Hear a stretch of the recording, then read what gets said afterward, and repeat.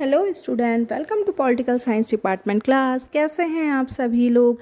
तो आज का हमारा टॉपिक है बीए फर्स्ट ईयर के सेकंड पेपर का भारत में क्रांतिकारी आंदोलन। स्टूडेंट, आप सभी से एक प्यार भरा निवेदन है, प्लीज़ मेरे चैनल को सब्सक्राइब कर लीजिएगा, इसे लाइक और शेयर भी ज़रूर कीजिएगा। आपका एक छोटा सा कदम मेरे लिए बहुत खुशी का बात बन सकता है, तो प्लीज़ चैनल को सब्सक्राइब कर लीजिएगा। बीए फर्स्ट ईयर के स्टूडेंट हैं तो आप हमारे व्हाट्सएप ग्रुप से भी जुड़ सकते हैं, घर बैठे क्लास भी कर सकते हैं। कॉन्टैक्ट डिटेल हमने डिस्क्रिप्शन में दे दिया है। चलिए शुरू करते हैं आज का टॉपिक, क्योंकि आपका समय बहुत ही कीमती है। तो हमारा पहला टॉपिक है भारत में क्रांतिकारी आंदोलन। तो सबसे पहले अगर हम बात करते हैं क्रांतिकारी आंदोलन की, तो शुरुआत कहाँ से होती है, हमें इसकी बात जाननी होगी कि इस आंदोलन की शुरुआत कैसे हुई थी। जैसे कि आप सभी ने पढ़ा कि 1857 के जो क्रांतिकारी आंदोलन था, उससे पहले उसकी पृष्ठभूमि तैयार हो गई थी। तो ऐसे ही जब कोई भी क्रांति होती है तो उससे पहले जो है आसपास का माहौल बन जाता है। स्टूडेंट, ब्रिटिश सत्ता के विरुद्ध राष्ट्रीय जागृति की जो लहर आई वो बहुत सारी धाराओं में बटी हुई थी। सबसे पहले कमजोर धारा ने बहुत ही विनयपूर्ण निवेदन का मार्ग अपनाया था और शक्तिशाली धारा ने अहिंसक संघर्ष का मार्ग। ये मैंने आपको लास्ट चैप्टर में बताया था कि 3 कालों में बटा हुआ था। तो ऐसे ही लोगों की विचारधाराएं अलग अलग तरह थीं, लेकिन 9 युवकों का एक वर्ग ऐसा भी था जिन्होंने अहिंसक संघर्ष की सामर्थ्य में विश्वास नहीं रखा। वो तुरंत कुछ करना चाहते थे। अगर हम होम के शब्दों में कह सकें तो ये कहेंगे कि होम ने कहा कि वो कुछ ऐसा करना चाहते थे जिसका अर्थ हिंसा होता। वो हिंसा और आतंक के जरिए शासकों को भयभीत करके भारत से ब्रिटिश शासन का समूल तरीके से नष्ट करना चाहते थे। स्टूडेंट, राष्ट्रीय आंदोलन की ये धारा ही क्रांतिकारी आंदोलन था। जैसे जैसे सरकार दमनात्मक नीति अपनाती, इन क्रांतिकारियों की हिंसा में आस्था और ही ज़्यादा मजबूत हो जाती थी। स्टूडेंट, भारत के राष्ट्रीय आंदोलन के इतिहास में क्रांतिकारी धारा के संबंध में बहुत ही ज़्यादा अलग अलग तरीके की भ्रांतियां हैं। काफ़ी ज़्यादा संख्या में भारतीयों के जरिए ये सोचा जाता है कि 1906 से 1914 तक के समय में भारत और विदेशों में 1928 से 32 तक के काल में सरदार भगत सिंह, बटुकेश्वर दत्त, चंद्रशेखर आज़ाद और भी अन्य लोगों तथा 1941 से 45 तक नेता सुभाष चंद्र जी बोस के नेतृत्व में जो कार्य किए गए वो अंग्रेज सरकार के लिए मात्र बदले की भावना से किए गए थे, या ये देशभक्ति की भावना से प्रेरित लेकिन मानसिक रूप से असंतुलित भारतीय नवयुवकों के भावनात्मक हिंसक काम थे, जिनका ना तो कोई निश्चित लक्ष्य था और ना जिनके पीछे कोई विचारधारा या दर्शन थी। स्टूडेंट, क्रांतिकारी विचारधारा और दर्शन से हम चाहें सहमत हों या ना हो, इसके लिए ये एक तथ्य तो जरूरी है कि इन भारतीय क्रांतिकारियों के कार्यों की पृष्ठभूमि में एक निश्चित दर्शन था और उनका एक सामान्य लक्ष्य था। इन क्रांतिकारियों के जरिए सरकारी खजाने लूटने, सशस्त्र डकैती, हत्या और बमबाजी के जो भी काम किए जाते थे वो भारत के लिए स्वतंत्रता पाने की निश्चितता और व्यापक योजना के अंग थे। इन क्रांतिकारियों का उद्देश्य भारत में ब्रिटिश शासन को समाप्त करके स्वतंत्रता पाना और इससे भी आगे बढ़कर ऐसी न्यायपूर्ण व्यवस्था की स्थापना करना था जिससे कमजोर वर्ग के प्रति अन्याय की कोई स्थिति ना रहे। स्टूडेंट, 4 जून 1929 को सरदार भगत सिंह और बटुकेश्वर दत्त के जरिए सेशन जज के सामने जो बयान दिया गया था उससे क्रांतिकारी आंदोलन का उद्देश्य बहुत ही अच्छे तरीके से स्पष्ट हो जाता है। ठीक है, उनके व्यक्तित्व का सबसे ज़्यादा महत्वपूर्ण अंश ये था कि क्रांति के विरोधियों के जरिए भ्रांतिवश इस विचार को अपना लिया गया है कि क्रांति का तात्पर्य शस्त्रों, हथियारों या अन्य साधनों से हत्या या हिंसक करना है। लेकिन क्रांति का मतलब बम और पिस्तौल मात्र नहीं है। क्रांति से हमारा मतलब ये है कि आज की वस्तु स्थिति और समाज व्यवस्था जो स्पष्ट रूप से अन्याय पर टिकी हुई है को बदला जाए। क्रांति व्यक्ति द्वारा व्यक्ति के शोषण को समाप्त करने और हमारे राष्ट्र के लिए पूर्ण आत्मनिर्णय का अधिकार पाने के लिए है। क्रांति हमारे विचार का अंतिम लक्ष्य यही है। स्वतंत्रता व्यक्ति का जन्मसिद्ध अधिकार है और हम इस उच्च आदर्श को पाने के लिए सभी तरीके से त्याग करने और कष्ट सहने के लिए तैयार हैं। क्रांति जिंदाबाद। अंग्रेजों ने इन क्रांतिकारियों को हत्यारे, डाकू और आतंकवादी कहा। स्टूडेंट, अंग्रेजों का ऐसा कहना स्वाभाविक ही है क्योंकि क्रांतिकारियों का उद्देश्य भारत में विदेशी शासन का अंत करना था और अंग्रेज क्रांतिकारियों से अत्यधिक घृणा करते थे क्योंकि इन्हें हत्यारे या डाकू के स्थान पर क्रांतिकारी ही कहा जाना चाहिए क्योंकि उनका मूल उद्देश्य हत्या या लूट मार नहीं बल्कि एक वास्तविक क्रांति को जन्म देना था। उनकी आस्था देश की स्वतंत्रता में थी, गोली और बम की संस्कृति में नहीं। ये तो केवल आवश्यकता पड़ने पर अपनाए जाने वाले उपाय थे। तो चलिए, ये तो हमने एक बहुत छोटी सी भूमिकाएं और चीज़ें क्लियर कर दी कि क्रांति किन रूपों में, किस समय और परिस्थिति के हिसाब से, किस विचारधारा के अनुसार आपके सामने आया। अब हम बात करेंगे क्रांतिकारी आंदोलन के उदय के कारण क्या क्या थे, क्योंकि जब तक हमें ये चीज़ पता नहीं चलेगी कि इन आंदोलनों के कारण क्या थे, हम कैसे इसको समझ पाएंगे। ठीक है स्टूडेंट, वो सभी कारण जिन्होंने राष्ट्रीय आंदोलन को जन्म दिया, जिन्होंने क्रांतिकारी आंदोलन के उदय में भी भाग लिया था, लेकिन इसके अलावा कुछ ऐसे विशेष कारण भी थे जिन्हें भारत के क्रांतिकारियों ने शांति तरीके से निवेदन या अहिंसक आंदोलन का मार्ग नहीं अपनाकर क्रांति और हिंसा को दुर्गम मार्ग चुना। क्रांतिकारी आंदोलन के उदय के विशेष कारण कुछ इस तरीके से हैं, जिसमें से मैं 3 बातों को स्पष्ट रूप से आपसे कहना चाहूँगी। वो 3 बातें हैं। ज़्यादातर क्रांतिकारी विद्वान और चिंतनशील व्यक्ति थे। वो विश्व इतिहास के अध्ययन से उनकी ये निश्चित धारणा बन गई थी कि मानवीय इतिहास में किसी भी देश को याचना करने से या केवल अहिंसात्मक आंदोलन से स्वतंत्रता नहीं मिली है। उनके जरिए विदेशी शासन पर सुनियोजित सहस्त्र प्रहार का मार्ग अपनाया गया। तो पहला कारण तो ये था क्रांतिकारी आंदोलन के उदय के। और दूसरा कारण था स्टूडेंट 1885 ईस्वी में कांग्रेस की स्थापना के समय उसकी नीति अनुनय, विनय और प्रार्थना पत्रों की थी। लेकिन इन नीतियों के परिणाम क्या मिले? राष्ट्रीय कांग्रेस के द्वारा अपनाए गए मार्ग का लगातार असफलता से क्रांतिकारियों की ये धारणा स्पष्ट हुई कि स्वतंत्रता प्राप्ति का मार्ग रक्तिम क्रांति से ही गुजरता है। और तीसरी बात यह है कि क्रांतिकारी आंदोलन ब्रिटिश सरकार के दमन नीति का स्वाभाविक परिणाम भी थी। अलग अलग दमनकारी कानून और कामों के कारण स्वतंत्रता का नाम लेना भी अपराध हो गया था। सरकार जनता को आतंकित करने पर तुली हुई थी, एकदम परेशान करी थी। इस स्थिति से बाध्य होकर ही इन देशभक्तों ने गुप्त और हिंसक गतिविधियों का मार्ग क्रांतिकारी आंदोलन अपनाया था। ठीक है, तो इस तरीके से आप देख रहे हैं कि क्रांतिकारी जो भारत में जो क्रांतिकारी आंदोलन था वो हमने 3 भागों में बांट के आपको बताया, लेकिन यहाँ भी पूरी तरीके से क्लियर नहीं होता है। तो हम सबसे पहले इसके जो थोड़ी सी रूपरेखा है उसके विषय में बताएंगे, बहुत कम शब्दों में पूरी चीज़ें समेट देंगे।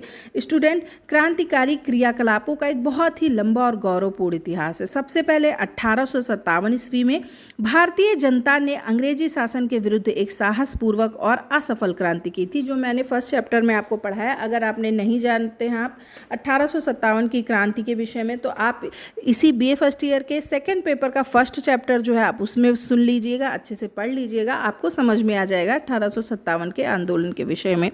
ठीक है, तो ये असफल क्रांति थी। विद्रोह का दमन करते हुए अंग्रेजों का व्यवहार कत्ल आम, फांसी और यातनाओं से भरा और जंगली जातियों को भी शर्मिंदा करने वाला था। प्रकृति का नियम है भय, घृणा और आतंक को ही जन्म दे सकते हैं। इसलिए 1858 से 80 के काल में प्रमुख रूप से 3 क्रांतिकारी क्रियाकलाप सामने आए। कौन कौन से? ये आपका क्वेश्चन बहुत ही इंपॉर्टेंट है, इसको नोट कर लीजिएगा। वहाबी आंदोलन, कुक्को का स्वतंत्रता आंदोलन और महाराष्ट्र में वासुदेव बलवंत फड़के का स्वतंत्रता आंदोलन। ठीक है, ये बहुत ही ज़्यादा महत्वपूर्ण भूमिका निभाता है। स्टूडेंट, कांग्रेस की स्थापना के कुछ समय के लिए क्रांतिकारी गतिविधियां बहुत ही धीमी पड़ गई थीं, लेकिन ये स्थिति लगभग 10 सालों तक ही रही। 22 जून 1879 ईस्वी को पूना के प्लेग कमिश्नर रैंड और लेफ्टिनेंट आरेस्ट की, जो इस समय तक अपने अत्याचारों के लिए बहुत ही बदनाम हो चुके थे, दामोदर चापेकर ने गोली मारकर हत्या कर दी थी। दामोदर के भाई बालकृष्ण और वासुदेव भी क्रांतिकारी कामों में लगे हुए थे। सरकार ने तीनों चापेकर बंधुओं को राजद्रोही ठहराते हुए उन्हें फांसी पर लटका दिया। शासन के इस काम ने सारे देश, विशेष रूप से महाराष्ट्र में जागृति की बहुत ही अपूर्व लहर जो है पैदा कर दी थी।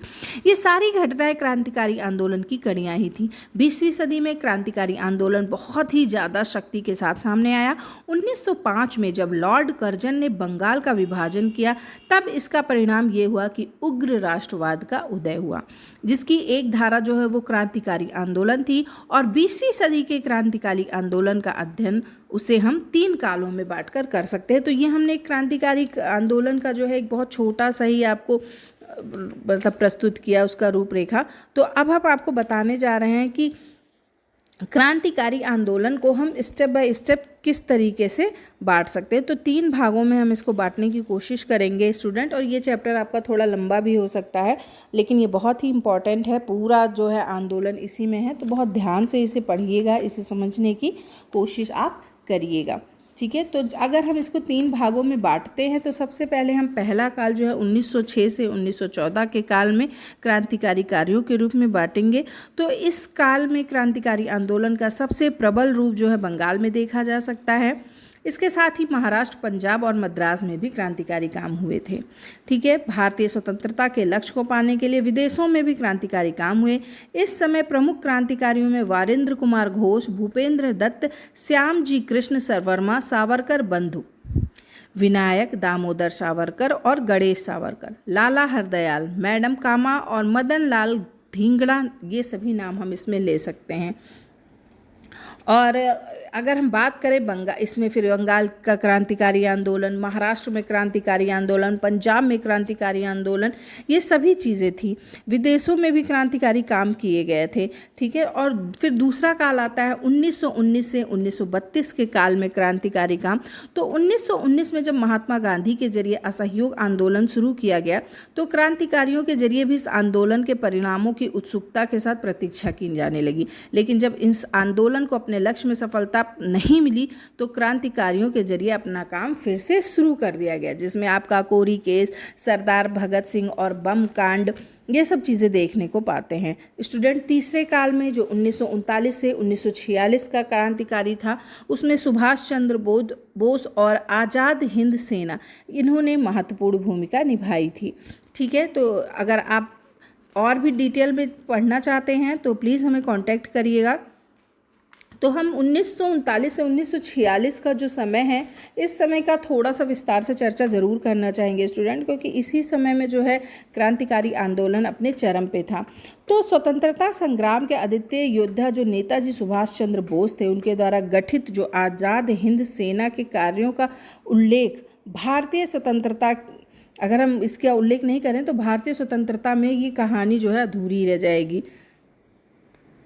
स्टूडेंट 1940 के अंतिम दिनों में ब्रिटिश सरकार ने सुभाष चंद्र बोस को अपना प्रबल शत्रु समझते हुए उन्हें उनके घर में नज़रबंद किया था और 16 जनवरी 1941 को पुलिस को चकमा देकर पठान के वेश में मकान से बाहर निकल गए और गाड़ी में सवार होकर कलकत्ता से पेशेवर होते हुए काबुल पहुँचे। इसके बाद नेताजी जर्मनी पहुँचे, जहाँ उनकी मुलाकात हिटलर से हुई और हिटलर ने उन्हें हर जगह सहायता देने का वचन दिया। जो भी भारतीय सैनिक इटली और जर्मनी के हाथ पकड़े गए थे, उन सबको मिलाकर इन्होंने मुक्ति सेना बनाई। इन दिनों भारत के प्रसिद्ध क्रांतिकारी रास बिहारी बोस जापान में थे। वहां उन्होंने मार्च 1942 में भारतीय स्वतंत्रता लीग और आज़ाद हिंद फौज बनाने की घोषणा की। इस फौज में 50,000 भारतीय सिपाही भर्ती हो गए। गठन के समय ही यह प्रस्ताव पास किया गया था कि आज़ाद हिंद फौज भारत की स्वतंत्रता के अतिरिक्त अन्य किसी उद्देश्य के लिए प्रयोग में न लाई जाए। जून 1942 में रास बिहारी बोस की अध्यक्षता में असंख्य भारतीयों के एक सम्मेलन में सुभाष चंद्र बोस को टोक्यो आने का निमंत्रण दिया गया था और वो बहुत सारी रुकावटों को पार करते हुए 20 जून 1943 को टोक्यो पहुंच गए।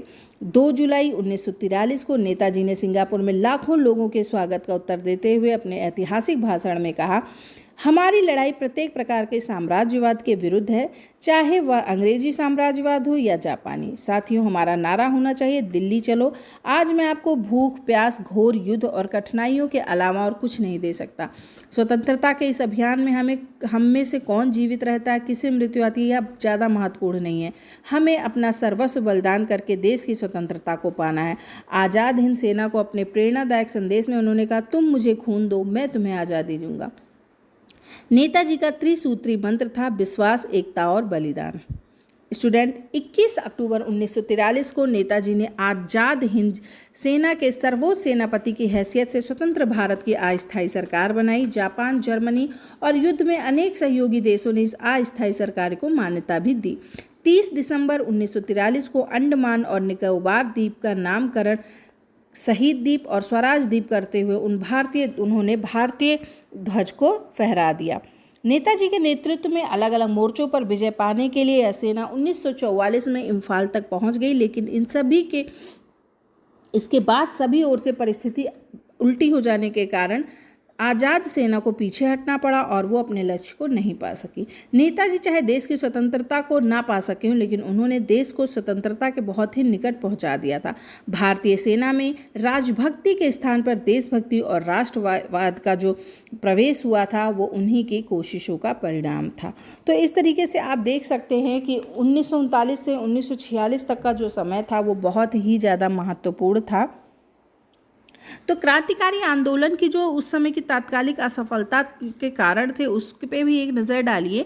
उस समय केंद्रीय संगठन का अभाव था, आंदोलन का नवयुवकों तक सीमित होना था, उच्च मध्यम वर्ग की सहानुभूति का भी पूरी तरीके से अभाव था, ब्रिटिश सरकार की जो कठोर नीति थी, कठोर दमन नीति थी और अस्त्र शस्त्रों को पाने में बहुत ही ज़्यादा कठिनाई होती थी, क्रांतिकारियों के लिए कांग्रेस की उदासीनता और महात्मा गांधी का अपूर्व सत्याग्रह आंदोलन, ये सभी चीज़ें हम मान सकते हैं कि क्रांतिकारी आंदोलन की उस समय की असफलता का कारण थी।